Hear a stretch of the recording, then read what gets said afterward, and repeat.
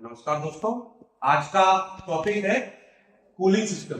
पहले हम जानेंगे कूलिंग सिस्टम क्या होता है। कूलिंग सिस्टम का यूज किया जाता है इंजन के तापमान को वर्किंग टेम्परेचर पे मेंटेन करने के लिए। इंजन जो कूलिंग सिस्टम है उसका बेसिकली वर्क होता है इंजन को उसके वर्किंग टेम्परेचर पर बनाए रखना, मेंटेन करना। ठीक है, अब ये कुछ उसकी नेसेसिटी है कि हमें कूलिंग सिस्टम क्यों यूज करना चाहिए। यहाँ पे मैंने 4 पॉइंट दिए हैं, उनको हम एक एक करके डिस्कस करेंगे। पहला पॉइंट दिया गया है कि जब इंजन के अंदर फ्यूल बर्न होता है तो उसका तापमान करीब करीब 1500 डिग्री सेंटीग्रेड से 2000 डिग्री सेंटीग्रेड के आसपास पहुंच जाता है, और कुछ केसों में तापमान लगभग 2500 डिग्री सेंटीग्रेड के आसपास हो जाता है, जो कि बहुत सी धातुओं का जो सिलेंडर बॉडी को मेल्ट करने के लिए सफिशिएंट होता है।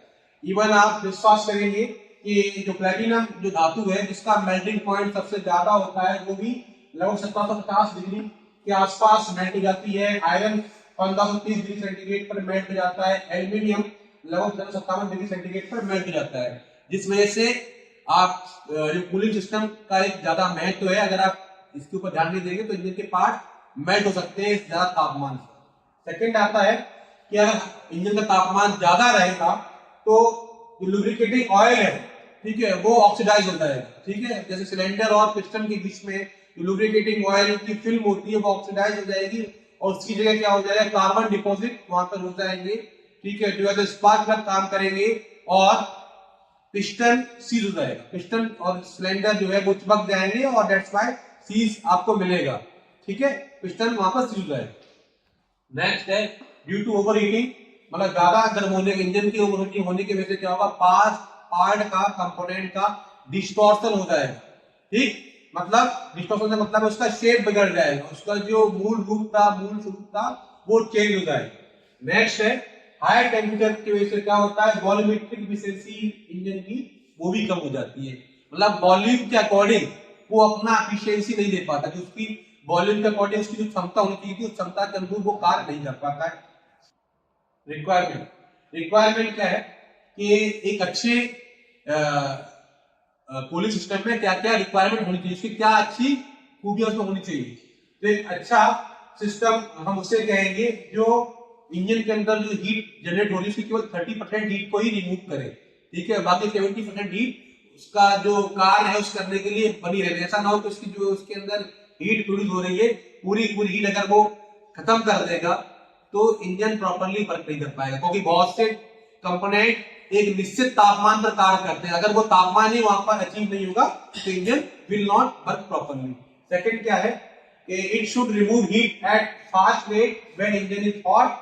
ठीक है, मतलब सेकंड पॉइंट बता रहा है जब इंजन बहुत ज्यादा गर्म हो गया है उस समय इसके कार्य करने की दर बहुत ज्यादा होनी चाहिए, तब ये बहुत तीव्र गति से कार्य करे। और दूसरी चीज क्या है, जब इंजन स्टार्ट हो रहा है उस समय कूलिंग की रेट स्लो होनी चाहिए। अगर उस समय अगर फास्ट रेट से काम करेगा तो इंजन के बहुत से जो कंपोनेंट हैं वो अपने वर्किंग टेम्परेचर तक पहुंच ही नहीं पाएंगे, क्योंकि बहुत से कंपोनेंट कार्य करने के लिए उनको एक निश्चित तापमान की जरूरत होती है। तो आपका जो क्या नाम है कूलिंग सिस्टम है वो ऐसा हो कि स्टार्टिंग के समय पर थोड़ा स्लो काम करे और जब इंजन आपका ज्यादा गर्म हो गया है वहां पर फास्ट रेट से काम करे। ठीक है, ये इसकी दो महती रिक्वायरमेंट्स है। नेक्स्ट, अब इसके टाइप है, एयर कूलिंग सिस्टम है, वाटर कूलिंग सिस्टम है। तो आज की वीडियो में हम लोग डिस्कस करेंगे एयर कूलिंग के बारे में, वाटर कूलिंग नेक्स्ट वीडियो में। एयर कूलिंग इन इस प्रकार के टाइप में क्या होता है कि जो आउटर पार्ट है सिलेंडर का या इंजन का उससे हवा टकराती है, एटमॉस्फेयर की हवा उससे टकराएगी और इंजन की जो गर्मी जो है, इंजन का जो अंदर का तापमान था वो कंडक्शन प्रोसेस के थ्रू बाहर बॉडी तक आ जाएगा, उससे एयर टकरा के उस हीट को क्या करेगी, बाहर लेके चली जाएगी। ठीक है, तो इस कार्य को करने जो है इस कार्य को और अच्छा बेहतरीन करने के लिए क्या होता है कि जो सिलेंडर की जो और इंजन की जो बाहरी बॉडी है उस पर फिल्स लगाई जाती है, मेटल की फिल्स जो है मोल्डेड करके लगा दी जाती है। तो उससे क्या होता है, सिलेंडर का एरिया या कॉन्टैक्ट एरिया या सरफेस एरिया बढ़ जाता है, क्योंकि जितनी ज्यादा एयर स्ट्राइक करेगी सिलेंडर के ऊपर उतनी ज्यादा कूलिंग मिलेगी। ये आप एक चित्र देख रहे हैं इसमें, जैसे यहां से हवा आ रही है, ये फिल्स आपकी लगी हुई है। ठीक है, ये इंजन का अंदर का ताप जो है कंस्ट्रक्शन किया गया है। और यहाँ पे मैंने लिखा है lower fins where greater heat develop into cooling, ठीक है। बड़ी फिन्स कहाँ होंगी, जहां पर जिस जगह हीट ज्यादा प्रोड्यूस हो रही है, ठीक है, जहां पर हीट का प्रोडक्शन ज्यादा है वहां पर फिन्स की लंबाई भी ज्यादा होगी। और जहां पे क्योंकि लंबाई ज्यादा होने से क्या होगा, उसका एरिया बढ़ जाएगा, जितना ज्यादा एरिया होगा उतनी ज्यादा आपको कूलिंग मिलेगी उस जगह, ठीक है। Cooling fins are used to increase the surface area. आपको याद रखना है, एक प्रश्न आ सकता है, कूलिंग फिन्स क्यों यूज होती है, cooling fins are used to increase the surface area of the cylinder, ठीक है। तो जितना ज्यादा कूलिंग फिन्स का एरिया, मतलब जितना सिलेंडर का एरिया होगा, जितना ज्यादा एरिया होगा उतनी ज्यादा क्या होगी, वहां पर एयर स्ट्राइक करेगी, ठीक है। कम एरिया तो कम हवा लगेगी, ज्यादा एरिया होगा तो ज्यादा हवा लगेगी। फिन्स के बीच में देख रहा है, फिन्स के बीच में क्या होगा, हवा पास होगी और इसकी जो गर्मी जो है वो अपने साथ बहाकर ले जाएगी। ये टायर्स है फिन्स के, ये कांस्टेंट एरिया स्ट्रेट पे, देखो इसका जो एरिया यहाँ पर है वो यहाँ पर है, ये बिल्कुल स्ट्रेट पे है, ठीक है। इसके एरिया में कोई आपको चेंजेस नहीं मिलेगा, ये आपका वेरिएबल एरिया फिन स्ट्रेट पे है। इसका याद देखिए, यहाँ पर एरिया कर रहा है, यहाँ पर एरिया ज्यादा है, एरिया इसका वेरी कर रहा है, वेरी के बेसिस का नाम पड़ा है वेरिएबल, ठीक है। दोनों जगह दोनों एंड पे इसके एरिया अलग अलग है। थर्ड आपका है पिन फिन, ये पिन के शेप की फिन है, ठीक है। और फोर्थ आपका एंगुलर या सर्कुलर फिन, ठीक है। नेक्स्ट, अब फैक्टर कौन कौन से इफेक्ट करेंगे उसकी चर्चा करेंगे, कौन कौन से फैक्टर हैं जो है एयर कूलिंग को इफेक्ट करेंगे, ठीक है। पहला है total area of the fin surface, fin surface का एरिया जितना ज्यादा होगा उतनी ज्यादा आपको क्या कूलिंग मिलेगी, अगर कम है फिन का एरिया तो कम कूलिंग मिलेगी, ठीक है। तो एयर कूलिंग डिपेंड करती है फिन के एरिया में, fin area is directly proportional to the air cooling, ठीक है। जितना ज्यादा फिन का एरिया होगा उतनी ज्यादा कूलिंग मिलेगी। नेक्स्ट है the velocity and amount of cooling air, हवा बह रही है उसका गति क्या है, किस गति से बह रही है, अगर उसकी गति कम है तो कूलिंग कम मिलेगी, अगर ज्यादा गति से बह रही है तो आपको ज्यादा, स्वाभाविक है, हवा ज्यादा, उसका वेग ज्यादा है तो आपको ज्यादा अच्छी कूलिंग मिलेगी, ठीक है। पहले temperature of the fins and of the cooling air, temperature fin का कितना है और कूलिंग एयर का कितना है, ठीक है, दोनों के बीच का डिफरेंस कितना है, इस पे भी डिपेंड करेगी। अगर मान के चलिए ठंडी हवा बह रही है, ठीक है, तो इंजन जल्दी ठंडा हो जाएगा, और अगर गर्म हवा मई जून में आप कंपेयर करेंगे, मई जून का मौसम है तो इंजन की फिन भी गर्म है और हवा भी गर्म है, तो हमें कूलिंग थोड़ी स्लो होगी, ठीक है।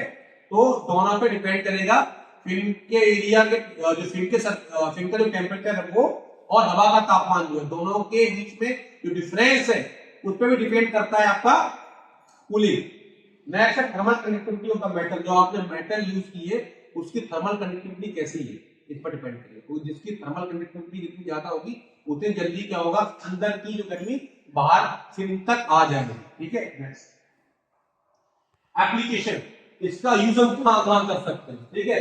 इसका air cooling is mostly used in tractor of less horse power, motorcycle, scooter, small cars, small aircraft, where the forward motion of the machine gives good velocity to cool the engine, ठीक है। मतलब इसका tractor है, scooter, small car और small aircraft वाले machines में या आपका गाड़ियों में यूज करते हैं, जहां पर क्या होता है, जब आगे बढ़ने पर जो फॉरवर्ड वेलोसिटी है एयर की वो आपको बहुत तेज गति से मिलती है, ठीक है, क्योंकि हवा जितनी तेज गति से स्ट्राइक करेगी उतना आपको ठंडा इंजन आपका हो जाएगा, ठीक है, इंजन एयरक्राफ्ट उतना जल्दी ठंडा हो जाएगा। तो डिपेंड ऐसी गाड़ी यूज करते हैं जहां पर बहुत तेज गति से वो आगे बढ़ रही है, ठीक है।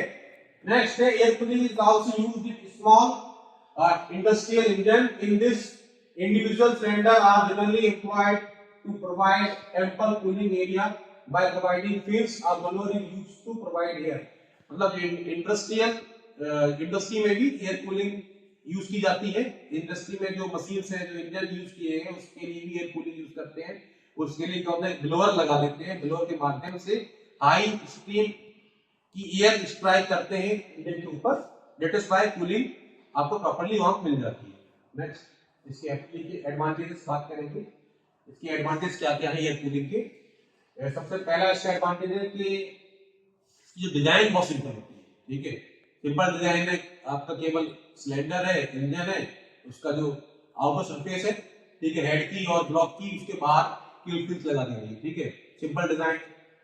इसका वजन काफी कम होता है अगर आप कंपेयर करेंगे वाटर कूलिंग सिस्टम से, क्योंकि उसमें आपका रेडिएटर होगा, ठीक है, हॉर्स पाइप होगी, थर्मोस्टेट होगा, several other components are there, that's why the weight of water cooling system is much more higher as compared to air cooling system, ठीक है। थर्ड है it is cheaper to manufacture, जैसे बताया कि parts कम है तो उसकी रेट भी कम हो जाएगी, तो पार्ट ज्यादा होंगे तो रेट भी बढ़ जाएगी, तो जितने ज्यादा पार्ट्स लगाएंगे या उसकी लागत बढ़ेगी, पार्ट्स कम है तो लागत भी कम है, ठीक है। It need less care and maintenance, भाई केवल फ्यूल लगी है, केवल फिजिक्स है इसमें, ठीक है, इसलिए इसका क्या है, इसका जो है मेंटेनेंस भी काफी कम है, ठीक है। This system of cooling particularly advantage where the extreme climate condition in the Arctic or where there is a scarcity of water as in desert, ठीक है। इसका मूल आपको फायदा मिलेगा specially in the case of जैसे रेगिस्तान वाले एरिया, ठीक है, जहां पानी कम है, वहां पर इसका बहुत ज्यादा यूज कर रहे हैं, क्योंकि वो पानी है ही नहीं वहां पर, तो वहां पर एक वरदान है, ठीक है, मशीनों के लिए, इंजन के लिए। नेक्स्ट है no risk of damage from frost such as cracking of cylinder jacket और रेडिएटर वाटर ट्यूब्स, ठीक है, क्योंकि इसमें पानी वगैरह तो पानी एक मिनट आप यूज करते नहीं, ठीक है, तो उनके जमने कोई खतरा ही नहीं इसमें, है ना, इसलिए इसमें फ्रॉस्ट और जो है सिलेंडर जैकेट्स और रेडिएटर वाटर ट्यूब्स की क्रैकिंग जैसी कोई परेशानी आने का कोई खतरा ही नहीं है, क्योंकि इसमें हमें कंपोनेंट यूज ही नहीं कर रहे, ठीक है। तो ये था एयर कूलिंग सिस्टम के बारे में, आई होप आपको अच्छा लगा होगा। नेक्स्ट वीडियो में हम जल्दी डिस्कस करेंगे वाटर कूलिंग के बारे में। Thank you very much.